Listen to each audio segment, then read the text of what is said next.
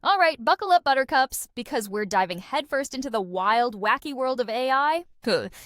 It's not just about robots taking over, it's about, well, maybe it is a little about robots taking over, but in a good way. We're talking about AI that's so cheap, it's practically giving itself away. Maxine, while your enthusiasm is palpable, let's try to ground this a bit. We're discussing the rapid advancements in AI, specifically the DeepSeek R1 model, and its potential impact on businesses.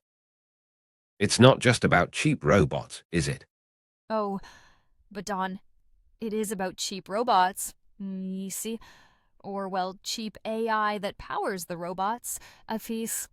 It's like, imagine a world where you can have all the brain power of a supercomputer, but without having to sell your grandma's prized porcelain collection to afford it.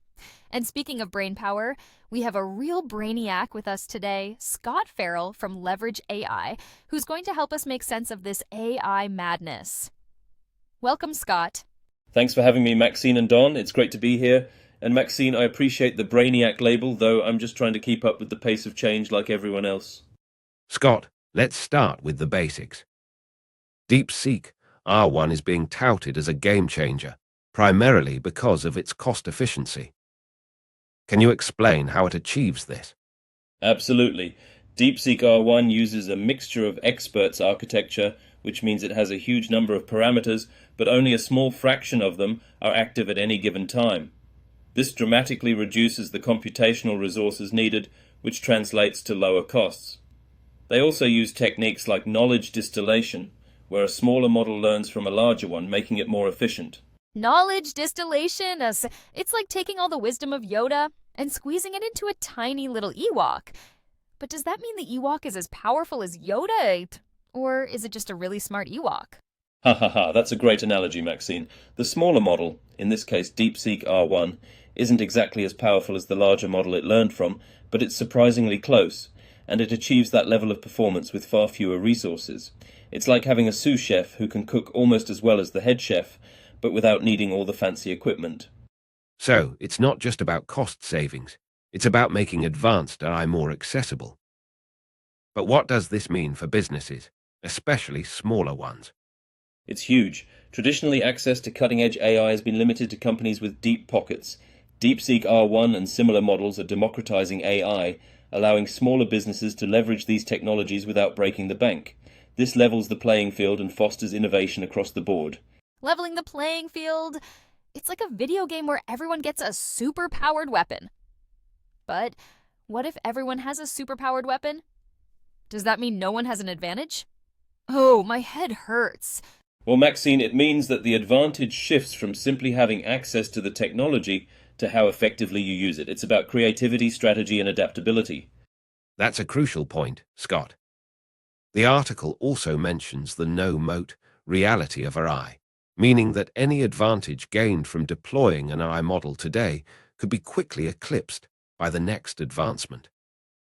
How should businesses navigate this? Exactly. Businesses need to embrace a mindset of continuous learning and adaptation. The focus should be on building agile systems and fostering a culture of innovation. It's not about finding a single solution. It's about constantly evolving and staying ahead of the curve. Evolving like a Pokemon? But instead of evolving into a Charizard, you evolve into a super efficient, AI-powered business. I like it. But what about the dark side, Scott? The article mentions the potential devaluation of humanity. Are we all going to become obsolete? That's a valid concern, Maxine. As AI becomes more capable, there's a risk of devaluing human effort and thought. We need to be proactive in addressing this. It's not about replacing humans. It's about augmenting our abilities and focusing on uniquely human skills like creativity, emotional intelligence, and strategic thinking. So, it's about redefining the nature of work, not eliminating it.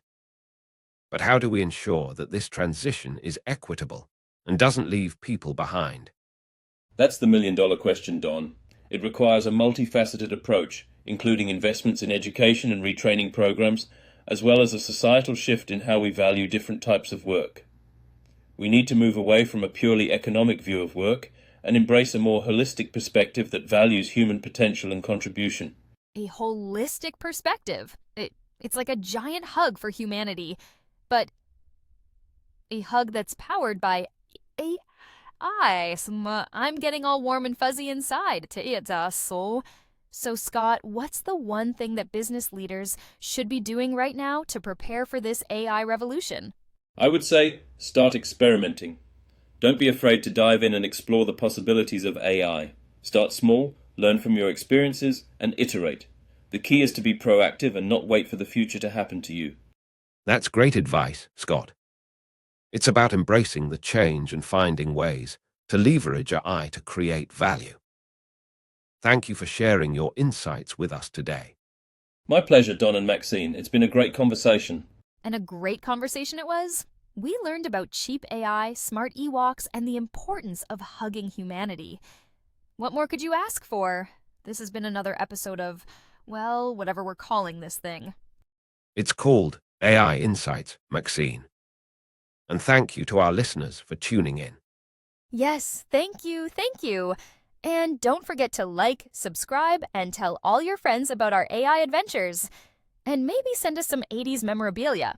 We'll be back next week with more AI shenanigans.